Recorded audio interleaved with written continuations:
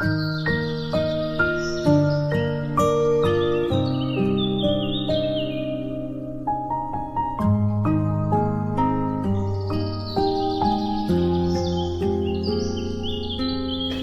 Pak.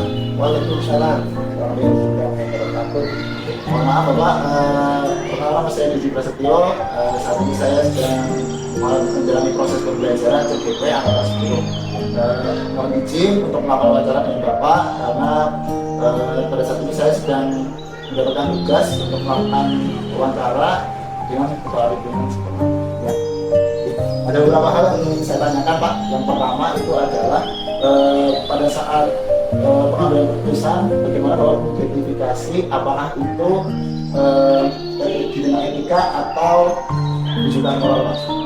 Oke, terkait dengan permasalahan yang terjadi di sekolah yang menyangkut dilema etika, itu kita harus mengidentifikasi terlebih dahulu sehingga keputusan nanti yang akan kita ambil bisa sesuai dengan yang diharapkan dan tidak merugikan salah satu pihak.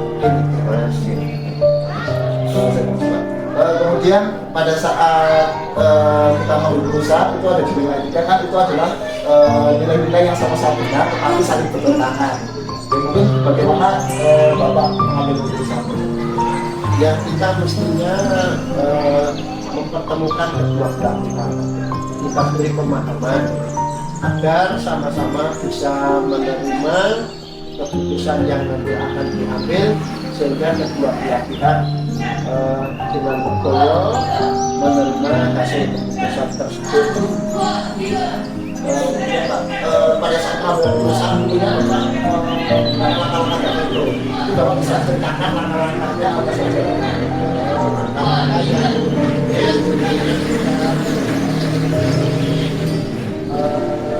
Melibatkan berbagai pihak, kemudian tentunya kita mungkin membuat jadwal terlebih dahulu apa ya, sehingga keputusan yang nanti akan diambil sesuai dengan yang diharapkan oleh pihak-pihak tertentu yang ada di sekolah kita. Pada saat pengambilan keputusan mungkin ada hal-hal yang efektif Pak pada saat efektif dalam pengambilan keputusan tersebut Pak.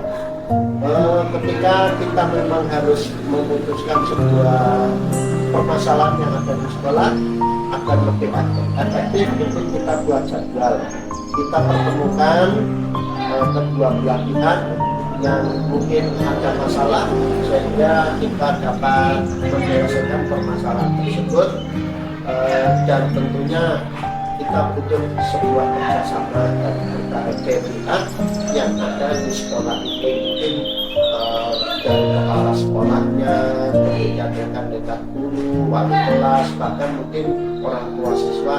Kalau memang itu harus dilibatkan, tentunya tidak menutup kemungkinan hal itu bisa terjadi. Dalam pengambilan keputusan tentunya ada tantangan atau hambatan Pak. Mungkin Bapak bisa menceritakan tantangan atau hambatan tersebut.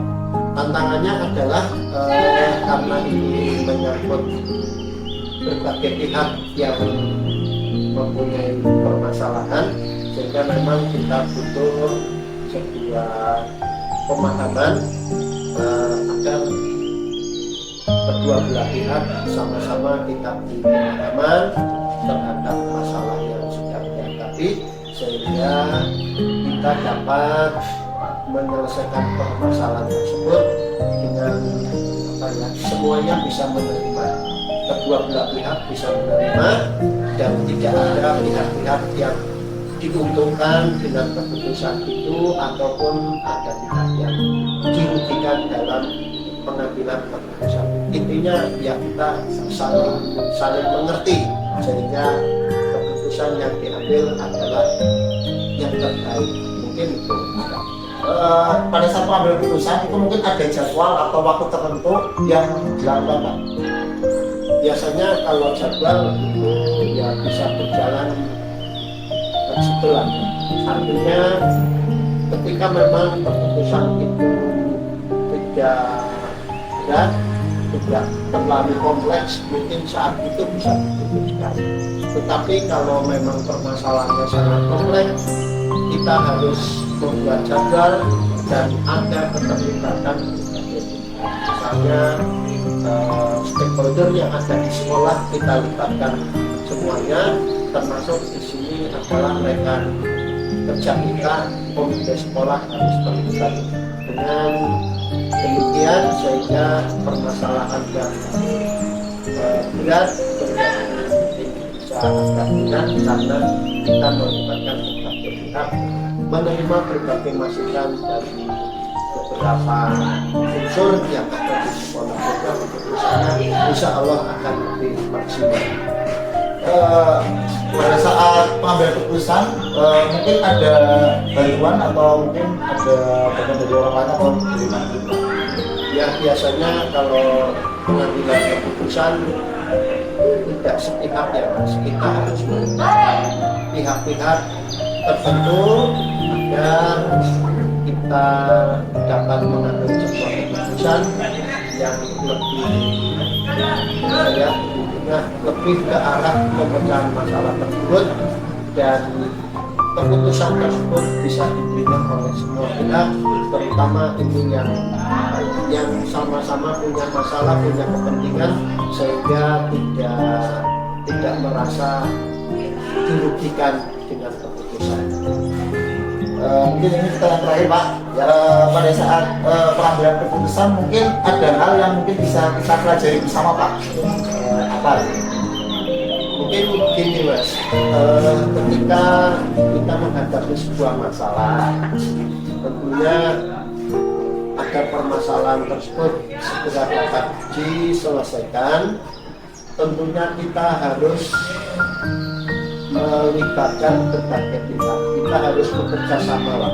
Kita tidak mungkin menyelesaikan permasalahan dengan sendiri. Jadi unsur kerjasama, saling menerima masukan dari berbagai pihak, tentunya keputusan ini akan lebih maksimal dan akan lebih bisa diterima oleh semua pihak.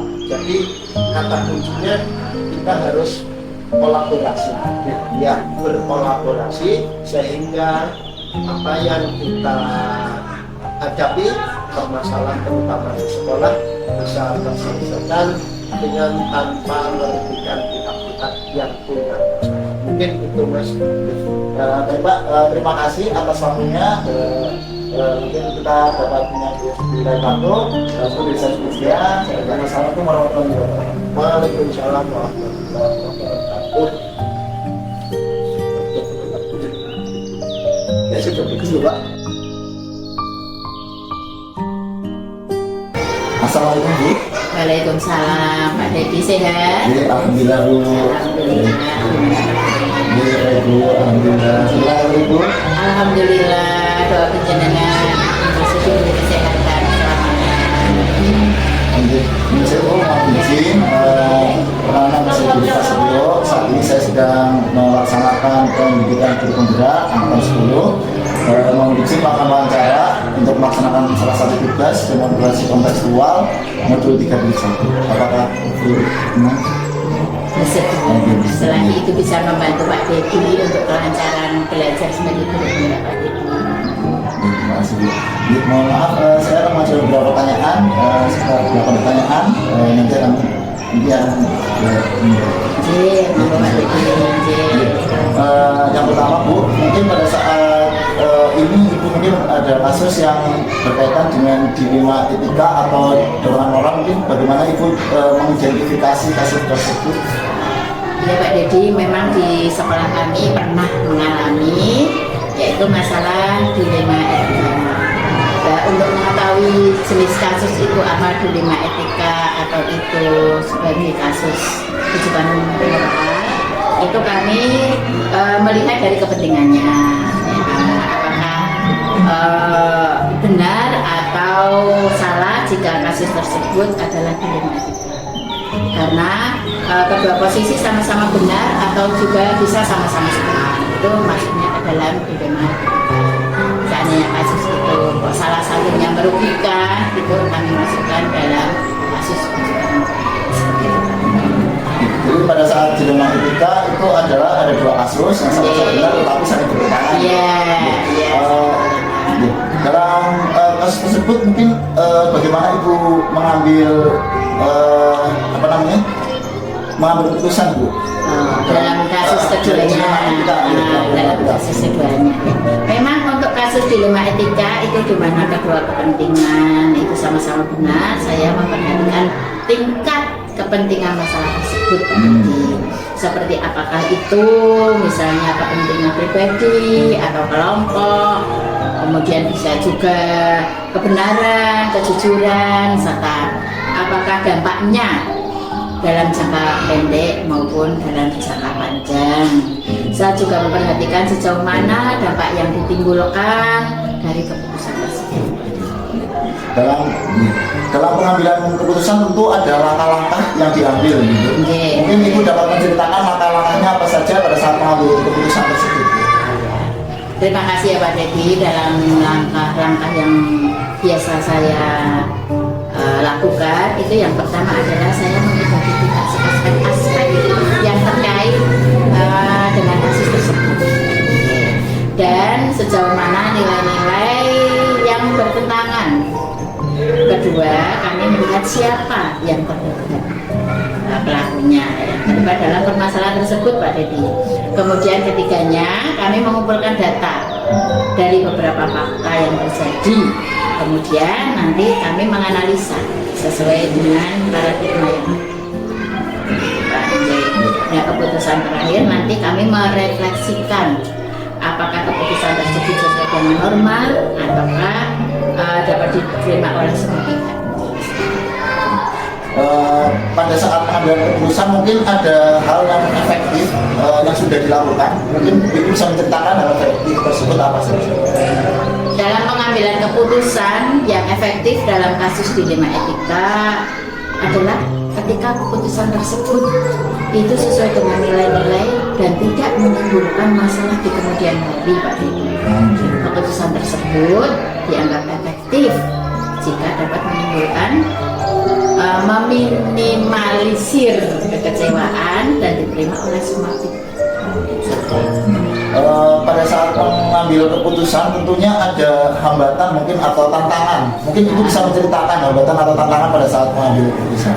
Nah, untuk tantangan terbesar itu biasanya berasal dari pihak-pihak Pak Dedi ya, dalam memutuskan sesuatu permasalahan, mempersatukan pemikiran, mencapai kesepakatan, sering sekali memerlukan waktu sehingga kami harus dapat memilih dan memilah solusi yang disampaikan untuk menjadi jawaban yang dapat diterima.